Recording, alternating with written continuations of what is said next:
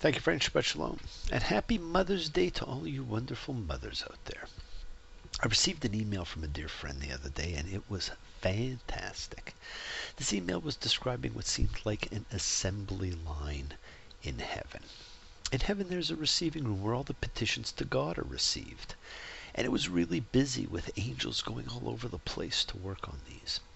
And I have to admit, I pictured Santa's workshop. You move further down the line to the packaging and delivery section, where all the blessings that were written about were being processed, and it too was busy. Then you go further down the line, and there was a very small station with only one angel, and it was the acknowledgement section. And nothing was happening there, because after people receive their blessings, very few send back acknowledgement. I love this email. It doesn't take much to say thank you. We have so much in our lives that we should be grateful for. And so many people we care about and who care about us. Say thank you, say I love you, say I care.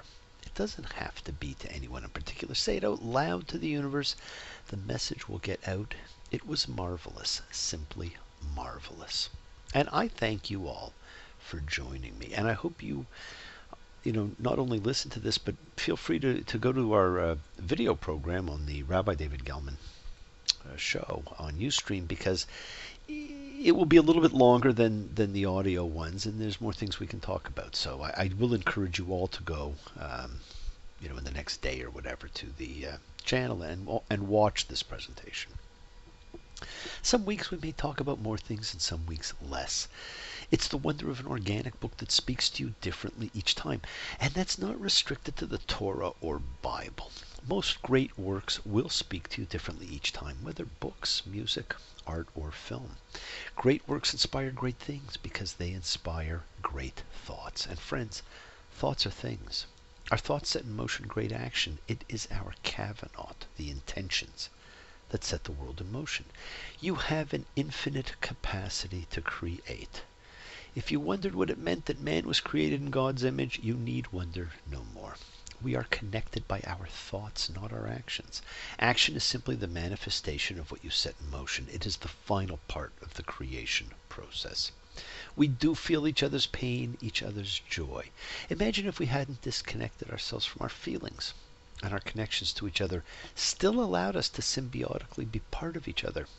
And we do get those feelings when we hear a story from someone, or when we hear a song, or when we see the tragedy of children in Nigeria taken to be sold as slaves.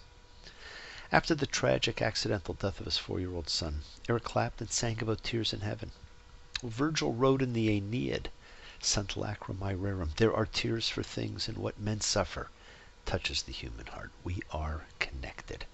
And books often form the passageways that connect us. And as you can tell, music often does it for me too. I use it a lot.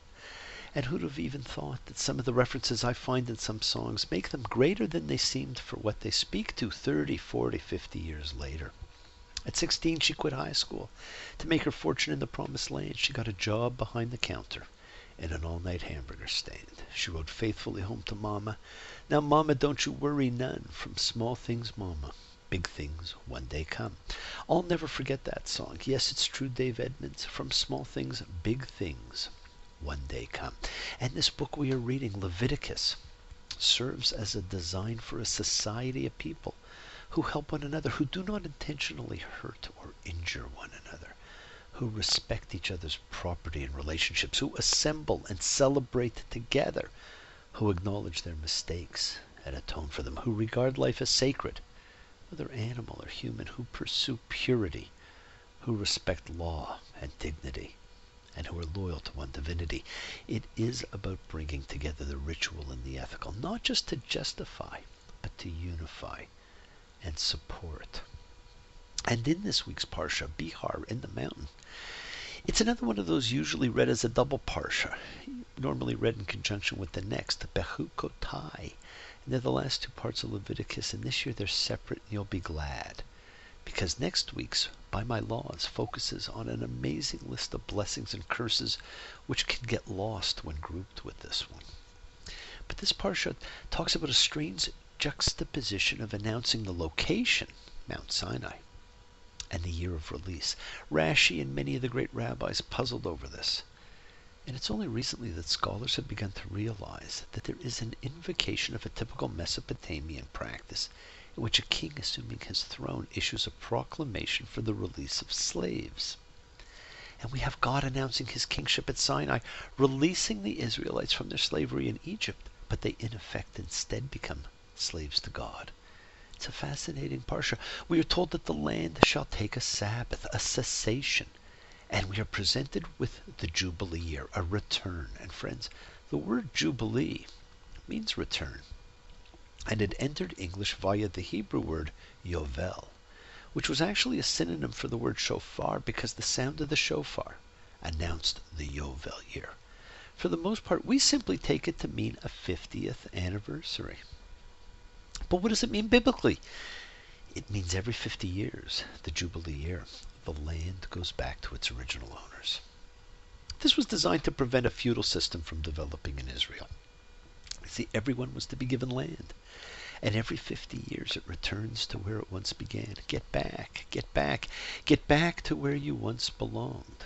In the law of Jubilee, the return of property prevented a class of wealthy landowners at the top and a mass of landless peasants at the bottom. You will see in Numbers the crucial apportionment of land to everyone, and God commands that every 50th year the system returns to where it started. Okay, maybe we don't follow everything that God said. You see, friends, land is inalienable. Individuals can suffer difficult times, but there is a divinely decreed limit to loss, and the society can never degenerate into a two-tiered system of haves and have-nots. Okay, it's not supposed to. We are told in Leviticus that we shall live in security on the land. And as I read this, I realized it was talking about us as caretakers. We caretake those in our lives whom we love. We caretake each other. We caretake our possessions, our pets. But our ultimate job is caretaking this planet, which in this parsha God tells us belongs to God. But the land shall not be sold permanently because the land is mine, because you are visitors and aliens. The land is God's. We are simply visitors, friends.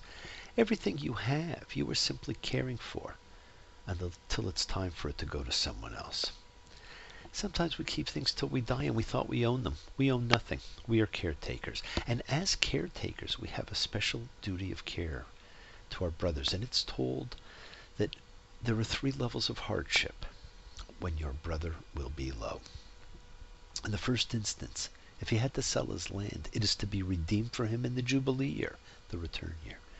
In the second instance, if he has to sell his land and has no money, we have to lend it to him without interest. And in the third instance, he is sold or sells himself into servitude. We must never treat him as a slave.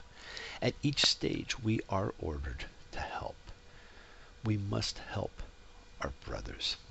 And I've always had a difficult time with this concept of Hebrews, or for that matter, anyone else owning and participating in slavery. The elimination of slavery, my friends, has unfortunately been a slow process, not a revolution. But slavery is simply wrong. And after seeing how God intended us to be caretakers, this is another law which we simply never got right. Free the people.